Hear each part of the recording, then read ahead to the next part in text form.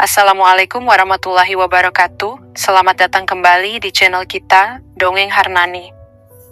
Hari ini, aku akan membacakan sebuah kisah yang tidak biasa tentang cinta yang tumbuh dalam diam, tentang luka yang perlahan disembuhkan oleh kehadiran seseorang.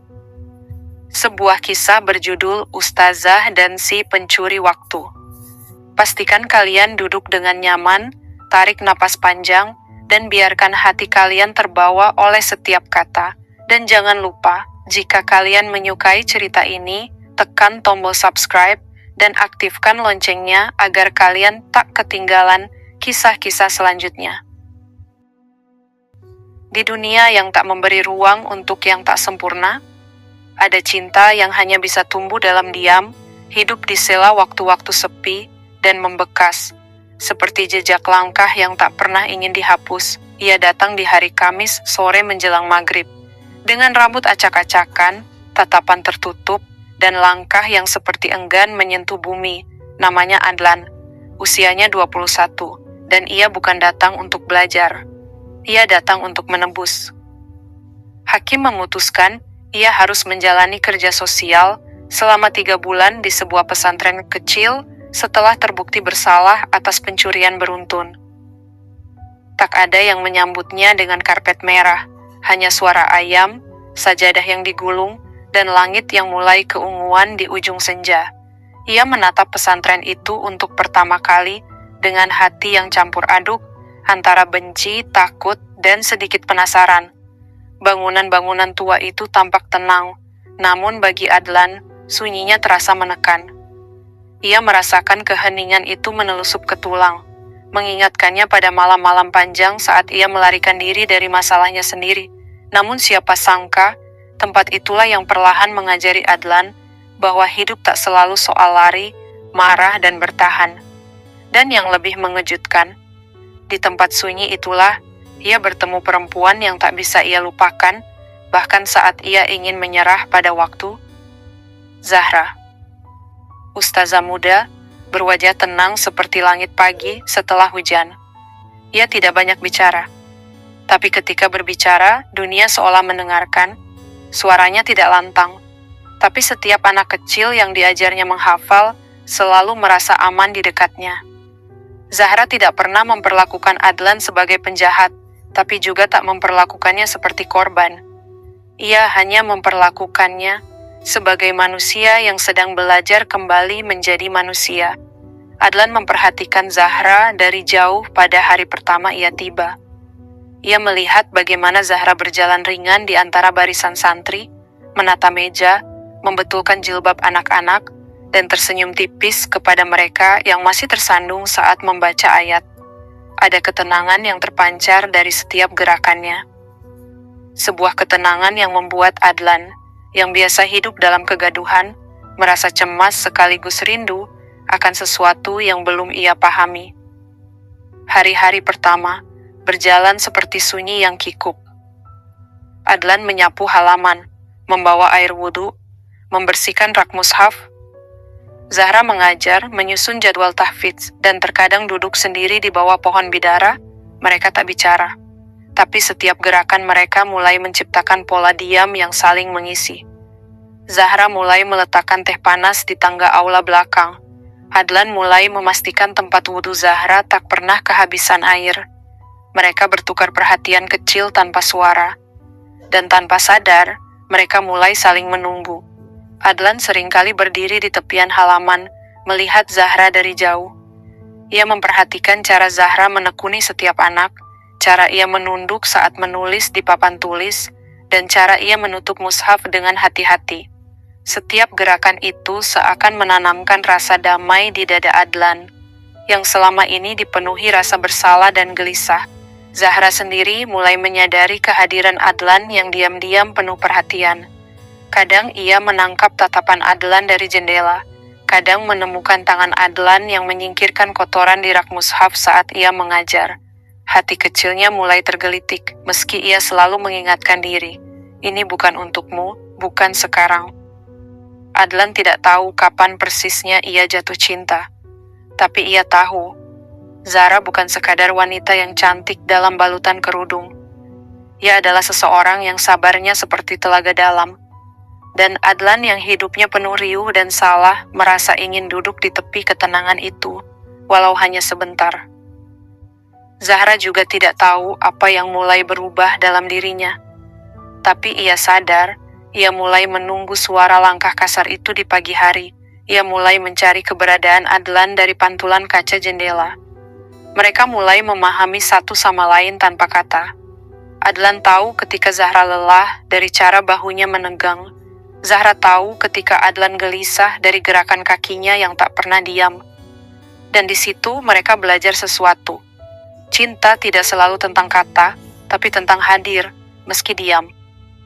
Dan malam itu, ketika lampu padam dan semua penghuni sudah tertidur, mereka bertemu di aula mushaf, tak sengaja, atau barangkali, memang ditakdirkan, Zahra sedang duduk sendiri. Wajahnya redup diterangi cahaya lilin yang hampir padam. Tangannya memeluk mushaf tua, dan matanya basah. "Aku dijodohkan," katanya pelan. Suara itu hampir hilang ditelan angin malam. Aku belum pernah bicara dengannya lebih dari 5 menit, tapi semua orang bilang dia orang baik. Adlan berdiri dalam bayang. Lalu, perlahan, duduk di sampingnya. "Aku tak pantas jadi apa-apa buatmu," kata Adlan akhirnya. "Aku cuma seseorang yang kamu lihat saat kamu sedang terluka." Zahra tersenyum kecil.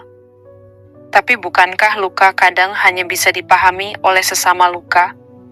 Mereka duduk dalam diam, hanya mendengar hembusan angin yang menyusup dari jendela retak. Tangannya hampir menyentuh tangan Adlan, namun ia menahan diri. Hanya pandangan mata yang saling bertemu, menimbulkan gelombang perasaan yang tak terucapkan. Hari-hari berikutnya jadi lebih berat, karena cinta mereka bukan tumbuh, tapi tumbuh dalam dosa yang tak ingin mereka langgar. Mereka mulai menjaga jarak. Zahra memperbanyak waktu di ruang santri putri. Adlan mulai tidur lebih awal, menghindari pertemuan malam. Tapi hati, bukan sesuatu yang bisa dimatikan hanya dengan menghindar. Kadang Zahra menangis sendiri di mushola kecil setelah tahajud.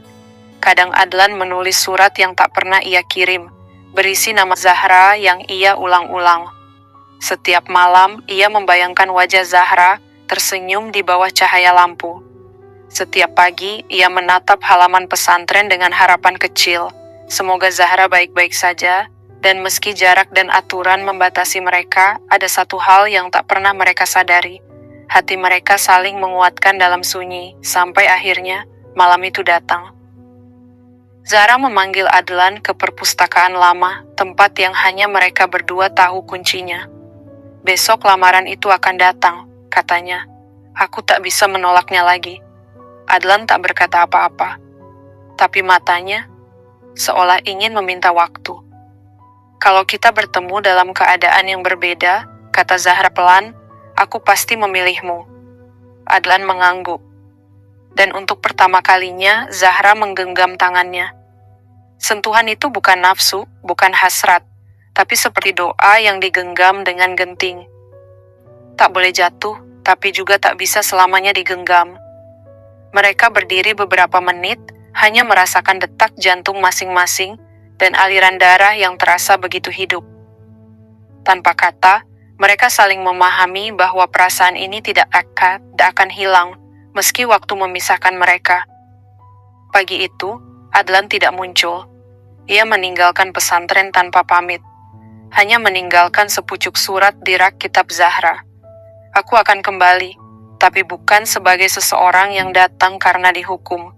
Aku akan pulang sebagai orang yang layak menatapmu tanpa malu.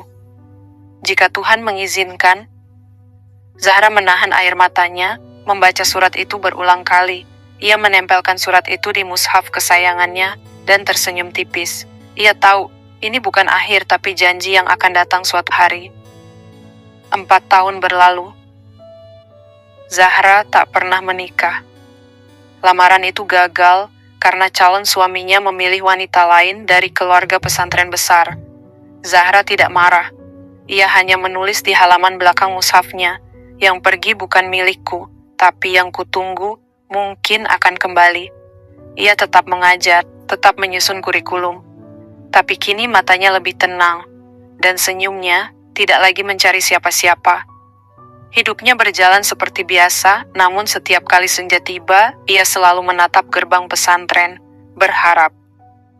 Sampai pada malam nisfu Sya'ban, saat Zahra pulang dari mengajar santri kecil, sebuah motor tua berhenti di depan pesantren, langkah kaki terdengar, dan suara yang dulu hanya ia dengar dari diam, kini menyapanya kembali.